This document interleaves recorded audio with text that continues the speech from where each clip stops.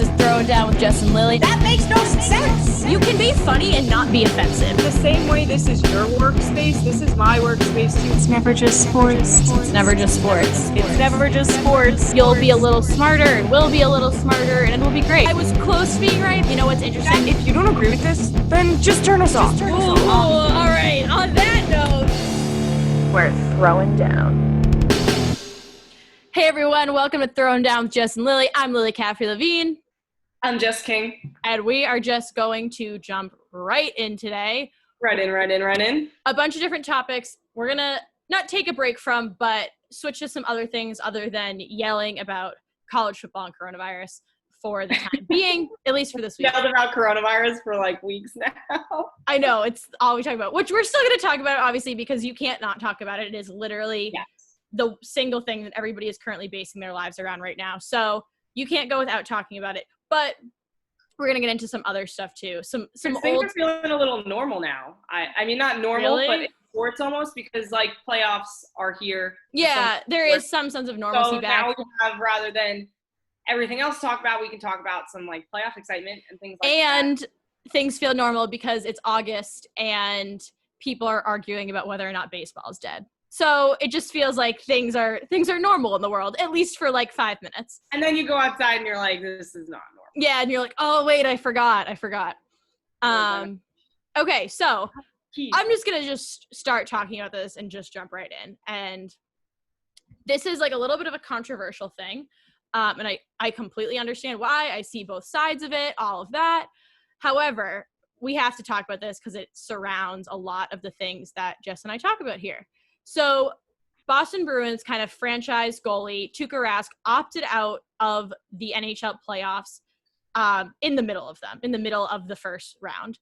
And obviously it kind of, people weren't expecting it at all, I think, but the team was saying that they are obviously privy to things before the public is and stuff, and so it doesn't come as this huge shock. But obviously right away there's a lot of backlash, a lot of comments, a lot of people that know everything about everything. And so the first kind of initial thought is the Bruins are now playing in the first round of the playoffs against the Carolina Hurricanes without their franchise goalie. And so I think to any team, this would be a little bit of a cause for alarm. However, the Halleck, the Bruins backup goalie, is an absolutely clutch goalie. Like him as a goalie, there's absolutely no worry as to how he'll play from his record and how he's played in the past. But I think the only kind of thing is that Rask is such a franchise player. He has a lot of playoff experience. He has the second highest save percentage at even strength, .939. And Halleck doesn't have as much playoff experience as Rask has. And I think that that's kind of the bigger issue that people might initially see out of this. But in the games he has played, both in the regular season and in playoffs, he is absolutely stellar. He has a 919 save percentage in the 31 games during the regular season. And so I think the point here is that not the only, but one of the big things that might quote unquote throw the Bruins off is just that it's a different goalie. It's their backup. It's not their starting goalie typically. But Halleck, for a backup goalie, has a lot of regular season experience. He has a lot of playoff experience. And so the Bruins coach, Bruce Cassidy, said, we're not playing any different based on who's in net. And they have showed that they're not playing any different based on who's in net. In the games he has been playing, Halleck has been, again, absolutely stellar. The Bruins have been playing with a very characteristic intensity, and they have showed absolutely no signs of slowing down. I think they're going to do great in this first round of the playoffs and for things to come. But so the Bruins are fine. That's fine. The Bruins are doing great. Their starting goalie opting out of the season. While everyone wishes he was there, Halleck is, again, an amazing player. He's going to do great.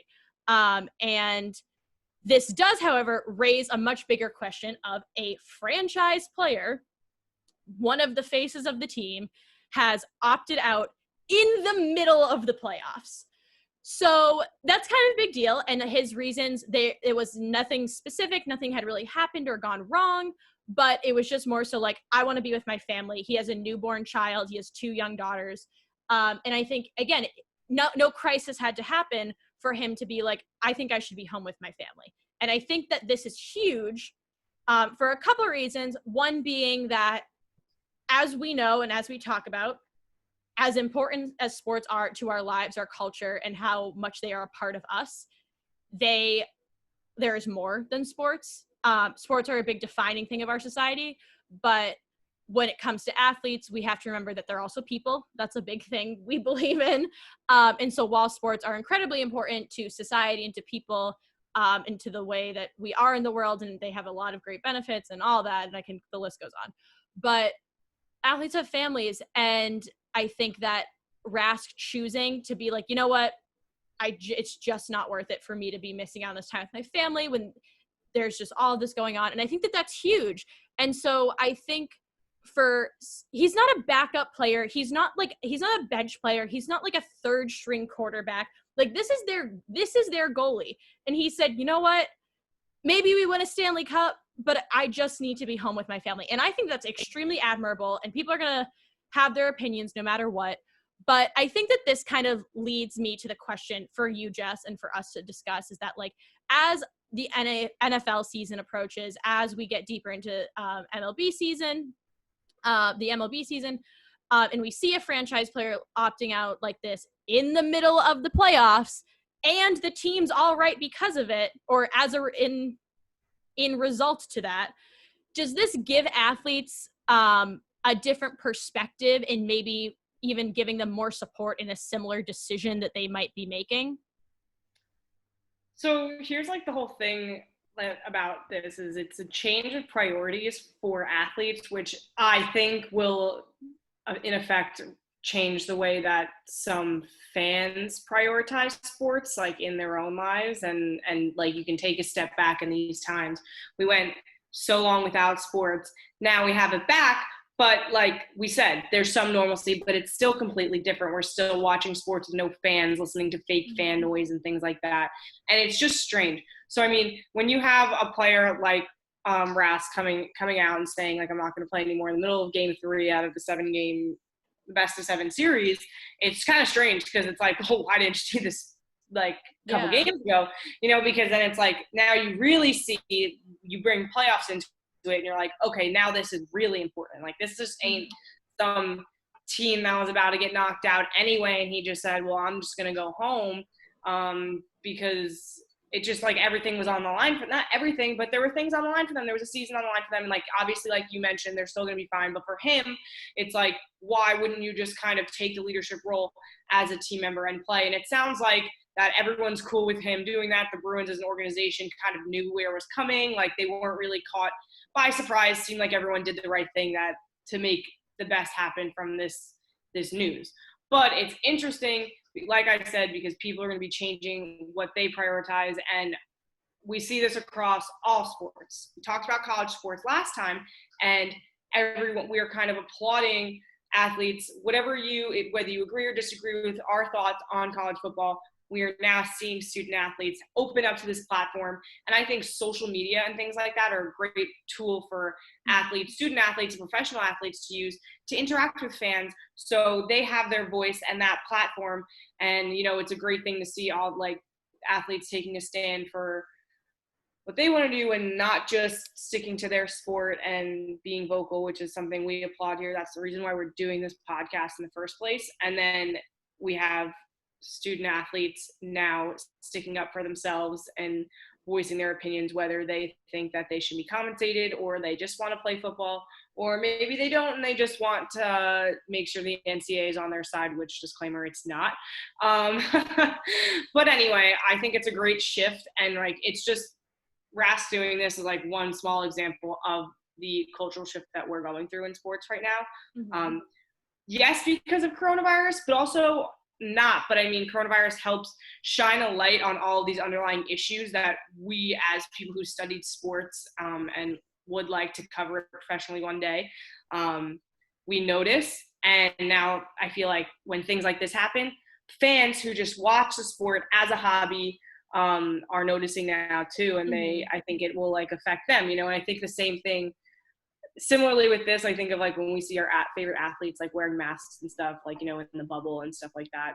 It just is more of a reason for everyday fans who admire these people to use them as role models in their lives and wear masks or whatever. And that's the same way I felt about athletes, when they have to be morally good people because they set an example in society. I mean, it's just prioritizing things right now that not like you never really prioritize, but it's like more important to you. It's the little things that matter. It's the fact that he has a newborn child and he just wants to go home and be with his family and probably have a nice meal, and sit down at their table with them. Like, not like they're not having nice meals, but family time. Yeah. And I think it's something that it's like heartwarming to kind of watch, even though, I mean, I'm sure if you're a Bruins fan, you might be a little pissed off. I don't know. Yeah. I mean, I think that's like, I think the really, for lack of a better term, cool thing about this Rask situation is just that, like, it doesn't leave the Bruins high and dry because they do have a great backup, because Halleck is a great backup goalie. And so I think that, like, and it wasn't like messed up. Like, they kind of knew what was going on. Yeah, so exactly. It was done civilly. It was like unprofessional of him, because at the end of the day, this is still a business, like we talk about, and this opt-out is going to affect him and the organization financially, so I mean. But I think the whole thing is that, like, you see this happening, and, like, again, the kids are kind of all right because of it, or not because of it, but, like, in result to this, like I said earlier, like, things are still okay. And I think that like, we've talked a lot about how, like, our opt-outs and coronavirus tests and, like, positive cases are things like that going to affect, like, the level of play, like the level of competition. And I think this is a unique and kind of interesting example, especially happening when it's happening with the NFL season quickly approaching, that it kind of shows that, like, maybe we're not giving backups enough credit, and maybe it's not, and it goes with the Nets too, like the Nets playing their bench. It's like, there's a lot of really cool things that come out of maybe not having your star players be out there all the time. And I think in that same way, so it's like, will it affect the level of competition? Maybe, but it might give us a completely, like, new slate of competition, which would also be really cool and entertaining.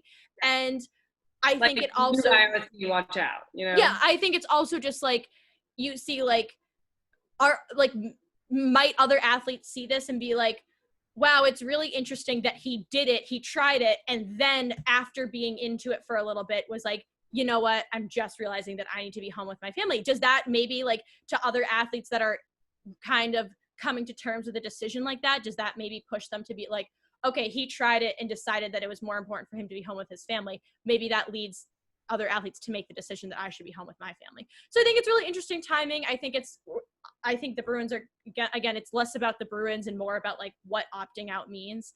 Yeah. But I think, kind of like you mentioned, where, like, we see the culture of it and we see, like, all that goes into it, and how, like, again, like, in sports writing, you read so much and you see so many people write about, like, profiles of athletes, and, like, you learn so much more about them other than what they do on the court or the ice or the field or whatever. Yeah.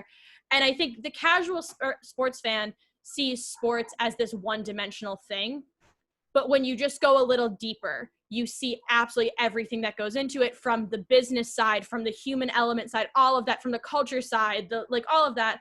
And I think it makes it more fun, honestly.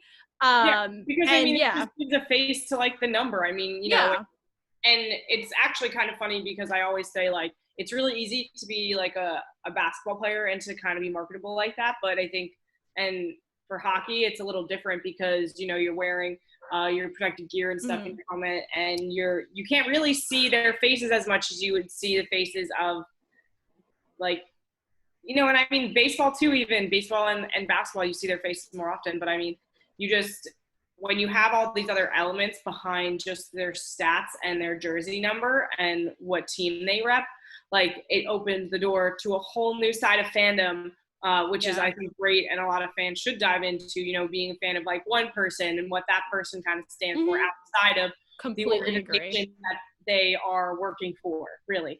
Because, then you have, like, you follow them on social media, you get on their Twitter, their Instagram, and they're actually some athletes are different than others. Some are not overshare, but they give you, they tell you what's on their mind. You never have any idea about. Other people are closed doors, and that's totally fine, because that's their choice. And then that, even just knowing that, like, that one athlete doesn't like social media and the other one does, it tells you so much more than would turning on a game and, like, and I think it gives you, like, more insight into, like, oh, that's where their intensity comes from, or, like, all sorts of stuff like that.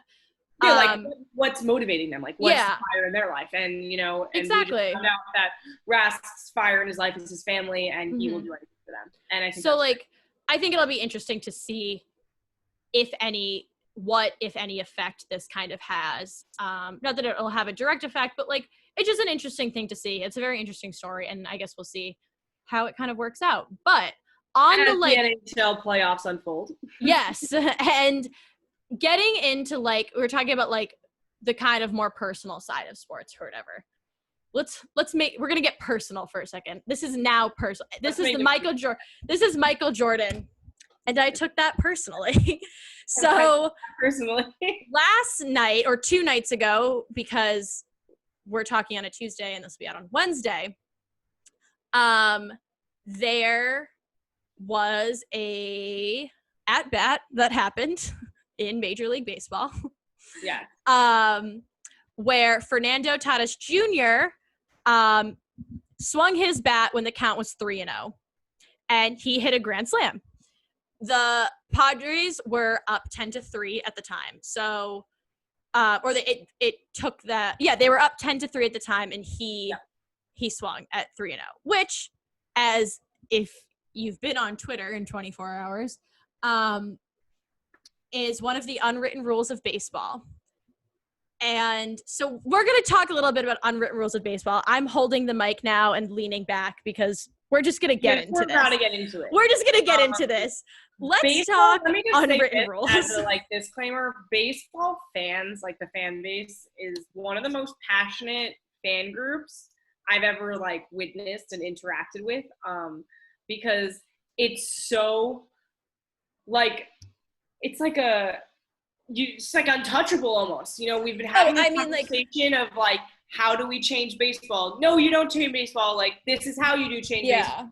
And both sides are so informative and passionate. Neither side will budge. Each side is so trying to think.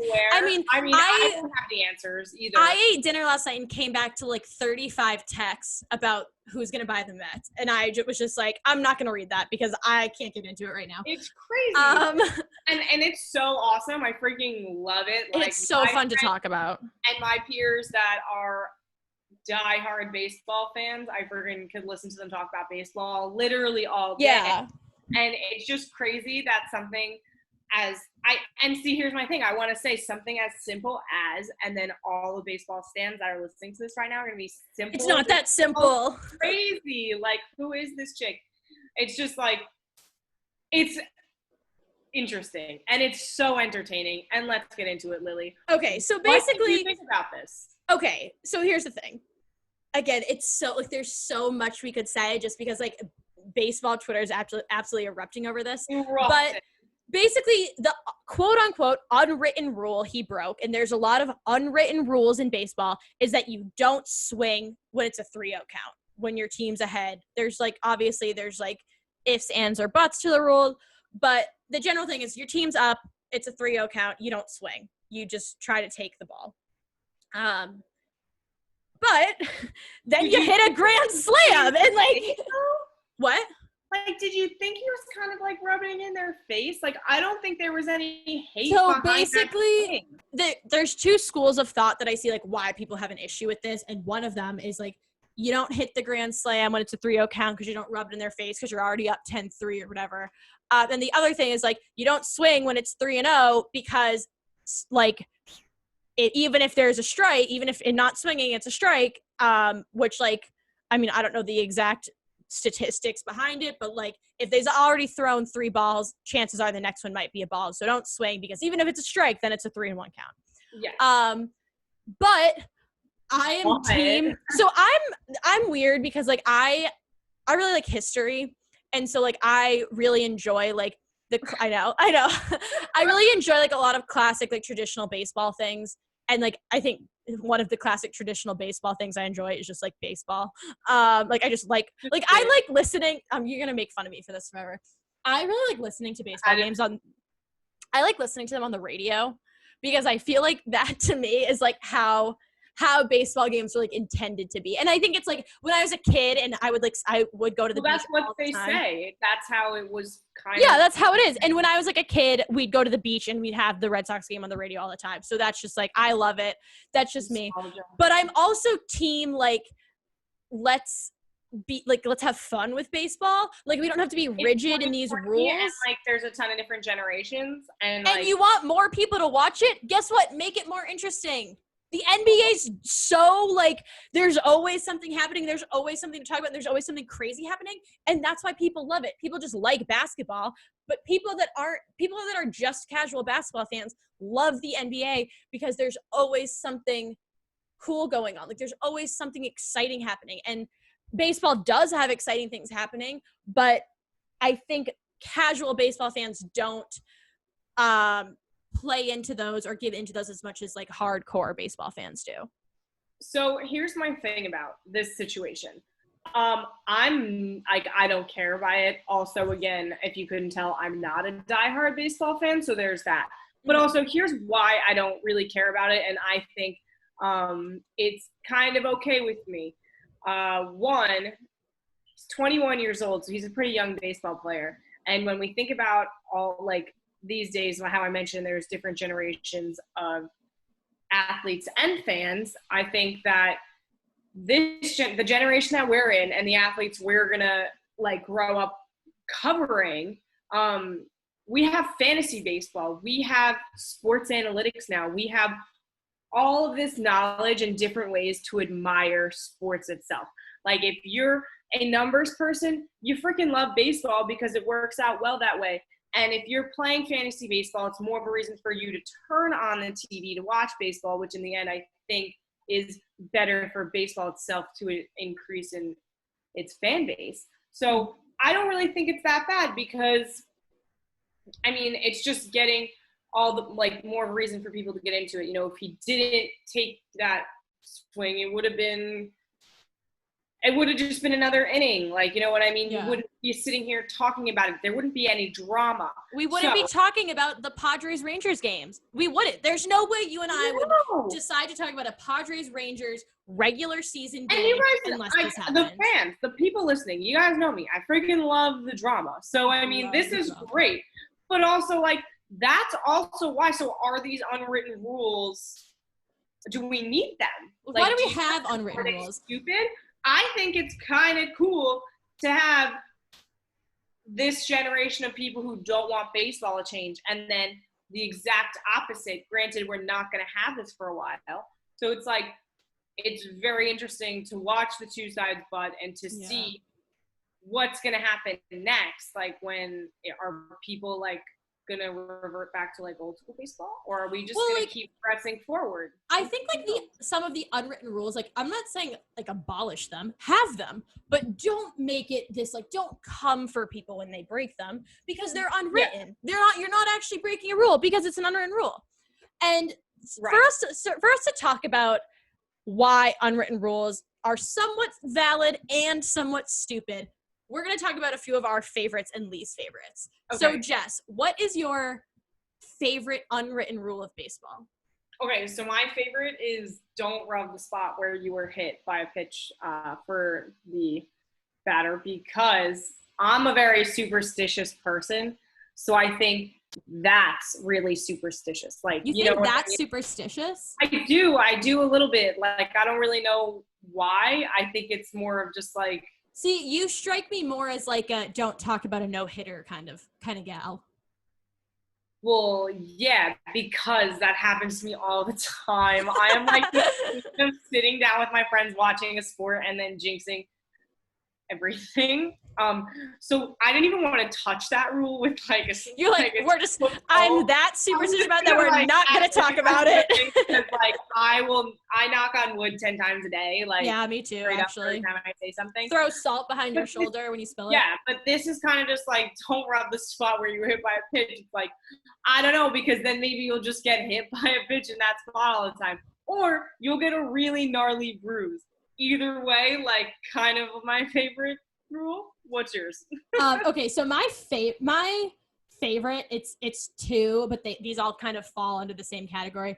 One being, you don't admire the ball, you don't admire a home run you hit, like, after you hit it, and you don't steal bases when your team is ahead by enough. The reason that these are my quote unquote favorites, and I'm using the term favorite a little differently, being that they're my favorite out of, like, I love when people break them, and I think we should break them more because you like the fact that it is a rule because for a rule to be broken, it has to be a rule first. Kind of, and I think just like, and I think it's fun. Like when you like, I'm team let the kids play. So when you hit a home run, I love a good bat flip. I like you. Sometimes I'll just watch like best bat flips on YouTube. And Lily texts me at 3 a.m.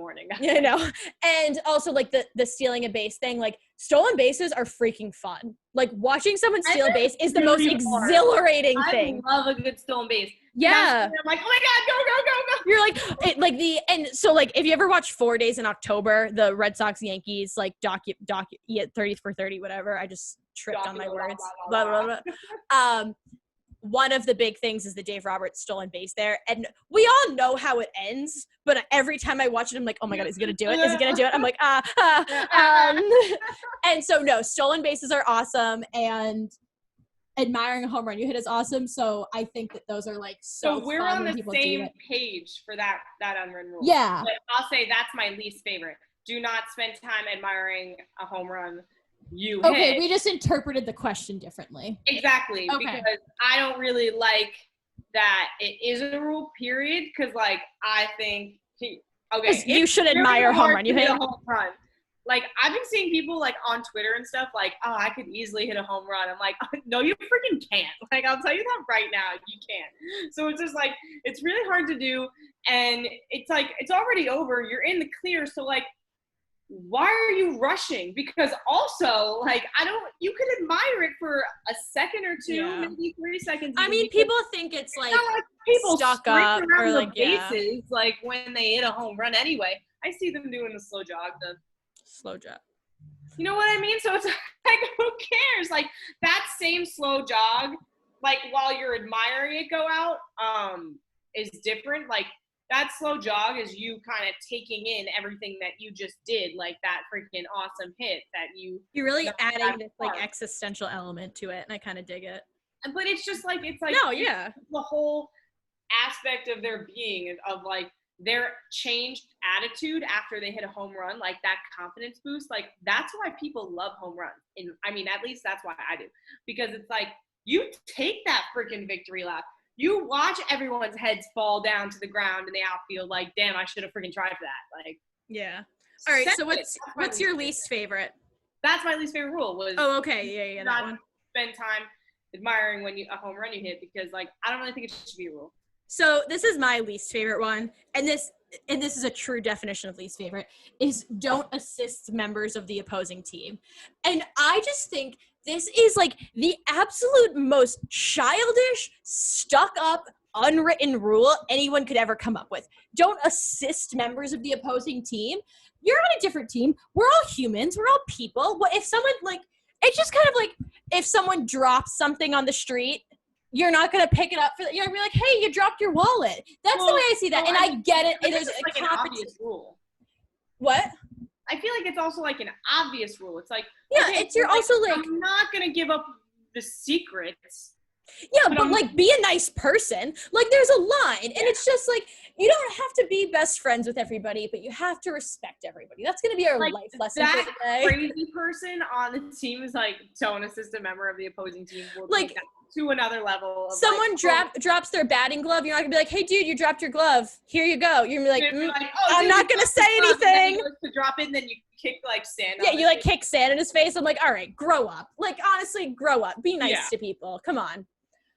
So are unwritten rules stupid in summation? Yes. I don't know. Do you have a different take? Because like the whole point is like they're unwritten rules. Like you can. I mean, I love having these discussions. So like you can complain about them all you want, but like at the end of the day, no one's gonna be enforcing them. So it's really just a bunch of jerks sitting around yelling at each other. Just a bunch of jerks. Thing is right. And I think like the unwritten rules give us like, they keep like.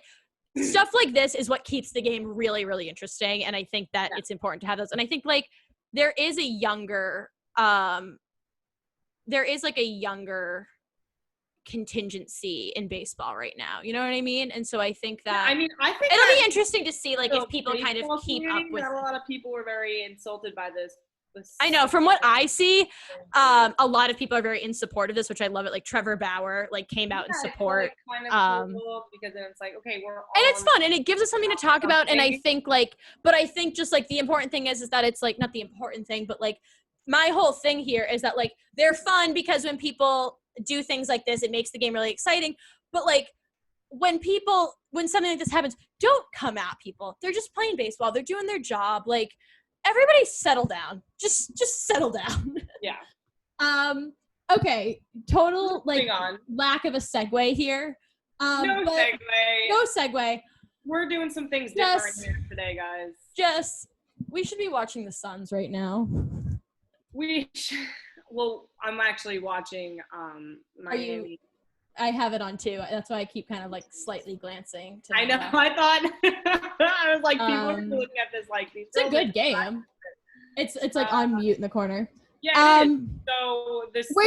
We won't talk about the Suns forever, because like it's kind of done and gone. I mean, whatever. I think it was a great little run. But I think it was an awesome run, and I think there was a lot of arguments to be made for like let the Suns play the play-in anyways. Roger Sherman on The Ringer wrote an article that was 3 reasons why the NBA should let them into the play-in. And one of them was like, because it's fun. Because it was really fun to watch the Suns go 8-0. And like, there's no rules in the bubble. Everything we're doing is so unprecedented that it doesn't really matter if we're quote unquote changing the rules, because it wasn't one of the original restart rules. But I think something like this, and you can totally give me your counter argument, but it's like, there are no rules. There's no more logic. So like, let's do the fun thing and let the Suns play the play-in. So here's my thing. Go. Yes. The Suns coming into the bubble really didn't stand a chance anyway. So I feel like they came in with this awesome motivation and totally kicked ass. And that's great. And it was super fun watching them and having everyone right after the game pop off on Twitter about the Suns and all that great stuff. But at the end of the day, this is the freaking NBA playoffs. So, I mean, is it? It's I mean, like, it is. I think but the like, reason that they did it was because they were motivated to try to get there. But you like that's the whole thing. It's like, I mean, they weren't going to do it anyway. So, I mean. Okay. Yes. Okay. Wait. Here's my counter argument. Did the Magic not just beat the Bucks though? Yeah. So there's that's my only, like, I don't think my argument or Roger Sherman's argument that I'm in support of is as valid if the Magic didn't just beat the Bucks. So now I'm like, that could have been the Suns who I mean, I don't know what their I think deal that would if have been, they were in the playoffs, they would keep going on a run and would inevitably. And don't you want to see that? Tragic choke. No, I don't think it'd be a choke. I think it would be okay, agree to disagree, because I think it would have been like a very well fought. I don't think they were gonna like a win true the underdog finals. Story. It would have been a really good underdog story that even when it does come to an end, you just feel so good about them. I think though at some point. But whatever, it's fine. As much as I love the NBA basketball, I think to a point it does get a little predictable. And because of that and the consistency of the NBA and what goes down in 7-game series of rounds of playoff games is like, it like really, they could have just choked. They could have went all the way and then just had a really disappointing loss, which would have been super freaking entertaining. I'm not a Suns fan. That would have been great. I'm in it. We're in it for the drama. What do you say? I'm in it for the drama. I'm in it for the drama, but like, and that would have been great, but also, like, at the end of the day, they went on this 8-0 run, and they didn't get anywhere, and, like, not, like, I mean, that's not, like, a ton of drama, but it's just, like. No, but that sucks. Like, that sucks that they literally won every game. Okay, but deep down, like, they knew that they weren't going anywhere. No, but they could have. That's the thing that sucks, is that it's, like, it was so dependent on, like, not so dependent, but, like, it all gets whatever, like, seeded or set by, like, how other teams do as well. Yeah, you know what I mean? So, like, that's sucks. And that's why we love playoff season for sports. I know. You know what I mean? Because it's always like that half game advantage, and then you just are like, oh, what the hell? And then it's like, whatever, that's why we love sports, is because you're like, expect the unexpected or expect the expected. If you have no idea what's going to happen when they walk onto a court, field, what have you. But okay, so playoffs, NBA. We got a bunch of games. The Suns aren't in them, but other teams are. And we got to talk about those other teams because it's busy couple games in quarantine. We have game ones all around round one. We got weekday playoff basketball, best time. Bucks #1 Eastern Conference. Lakers #1 Western Conference. Like I said, you got to love the freaking consistency. So 10 months later, here we are. Bunch of 7-game series. Lily. Bucks Magic. Give me some thoughts. All right, so we're not gonna run through we're not gonna do every playoff magic, but there are playoff matchups because there's a lot. But we're just gonna hit some big points here. I am gonna say that I think that the Magic are going to beat the Bucks, and the only evidence I have to substantiate that is that I no longer trust logic, based on the last 6 months of our lives. I might be dead wrong. I probably am dead wrong, but the world is a crazy place right now. So if you came to me and told me, or not if you came to me and told me, but if in 2 weeks the Magic beat the Bucks in round 1 of the playoffs, I'll be like, all right. I honestly am not crazy surprised by that in the year 2020. So here's my next question for you. You're so on the spot right now. Trailblazers, Lakers, are you – okay. 2-on-2 basketball game. You're playing against Shaquille O'Neal and Kobe Bryant. What kind of question is this? Obviously, I lose. You're playing, who are you taking as your second man, Carmelo Anthony or LeBron James? LeBron. Okay. I would take LeBron too.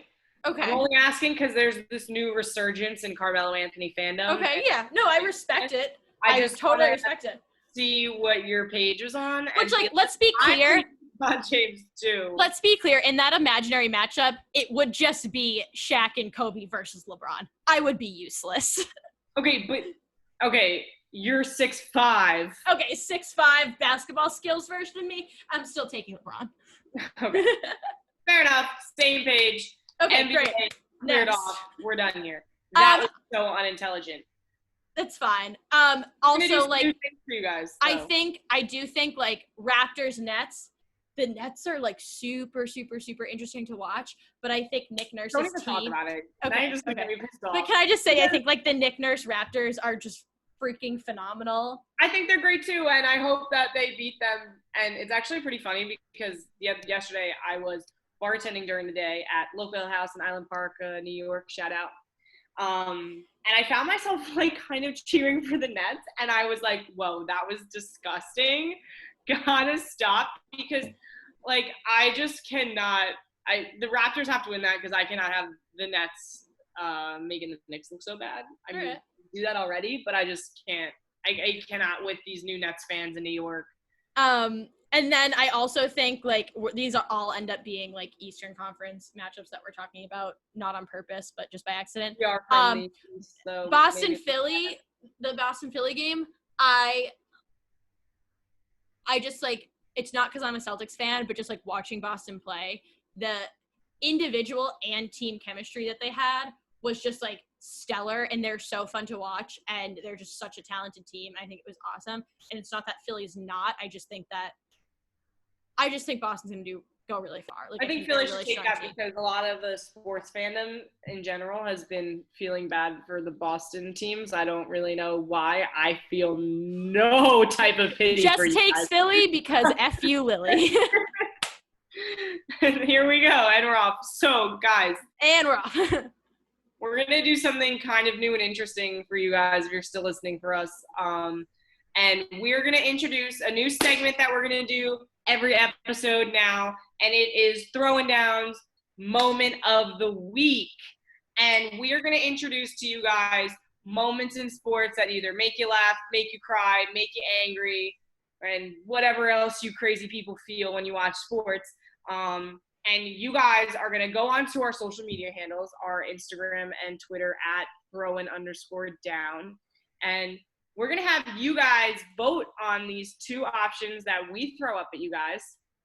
And we want you guys to let us know which one's the best. And next episode, we will induct it into our moments of fame. Yeah. So we're each going to pick one, and then you guys decide whose was better. Dun, da, da, da. Here we go. Lily, do you want to go first? Because you can go. I don't know Lily's. I know Jess, she doesn't know mine. You go first. Okay. So, like we mentioned with the opt-out earlier today, Mike Conley left the bubble. Mike Conley of the Jazz left the bubble for the birth of his son on Monday. He returned on Tuesday. He's expected to come back for Game 3 in that round 1 series of the Jazz versus the Nuggets. So that's my moment of the week because of that same feel-good feeling that I talked about. I think, like, it's kind of nice to see someone step back and prioritize something that's heartwarming. He posted a picture of this is like the family-friendly episode of Throwin Down. It is, because it's just cute. Like, you know what I mean? Because no, I'm all for it. They're like, he's showing mad love for his son Elijah, and he's kind of cute. I mean, babies don't like look that cute when they come out of the Jess is like, babies aren't super cute, but this one is. This one's kind of cute. So, I mean, that's why I liked it. I thought it was heartwarming. It was beautiful. All right. That's my moment of the week. It made me the reason I didn't tell Jess mine before is because she's a far better person than I am, because my favorite moment of the week was the Fernando Tatis Jr. Grand Slam last night because of all the, like, and I'll even make it broader. It is like the post Grand Slam discourse. Like, I love the discussion. I'm so here for it. You love the drama? I love the drama. I love the sports drama. You just stirred the pot. But I didn't tell you because yours was like a nice, really nice, heartwarming thing. And I was like, oh, I just really liked this hit. I texted Lily about this a couple of minutes before we started filming. She was probably like, God damn, I should change mine. I was like, oh, I should change that, but there wasn't really anything else heartwarming. No, but so that's mine. And I think I really like Jess's. I just might vote for yours anyways. Okay. One more thing before we sign off. Jess, did you have any tweets this week that made you laugh? Because I love laughing, and I think we all need to laugh more. Yes. Okay, I found one, and it's not really sports related, but it was really nice. And this is actually a little heartwarming. So I think this redeems me from my jerk of an answer from moments of the week. But someone tweeted, the truth is there is no good take about NYC, New York City, because everyone's city is different, and so is their engagement with it.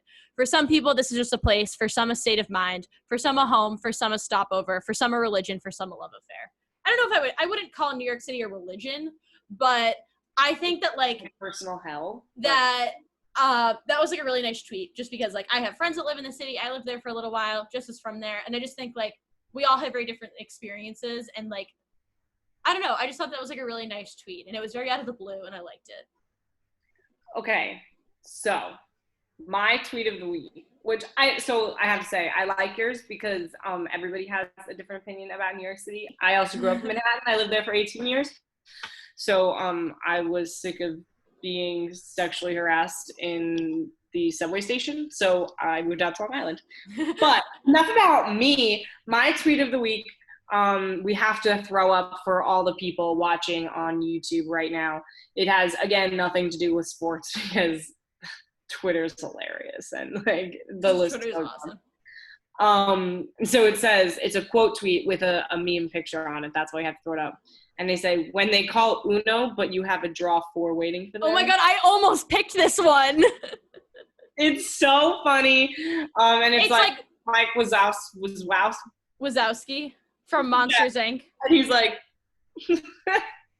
which is so funny because I love Uno. I play it like all the time, and I don't think I'm the most competitive person out there, but I'm a little competitive, and it's just so funny because, like, I love that, like, the world is all in on these, like, jokes about Uno, and it's like, I don't even know how many people played Uno. Like, I play Uno with my friends, but I wasn't like, yo, everyone's probably playing Uno right now, like, on a Friday night, we're all in college, like, we should just be out. But hilarious. So that's the thing.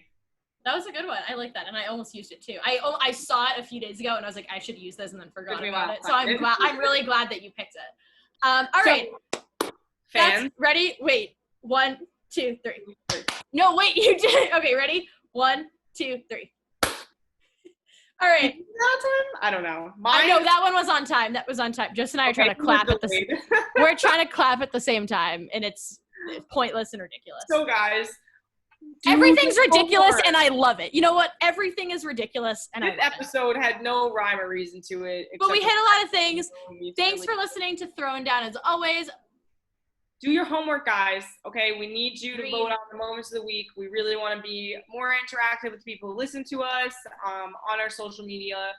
So always drop us a comment, drop us a DM if there's anything you want us to talk about, or if you have any ideas, because we don't know what we're doing. Tell us your thoughts, because we had some people tell us their thoughts on Instagram the other day, and like love the hate. Like I love the drama, and I love that you guys are invested enough to have the conversation in our comments. We like you, even if you don't like us. We like everybody for the most part. This has been this week's episode of Throwin Down. Again, thank you for listening as always. Give us a follow on social media at @throwinnog_down.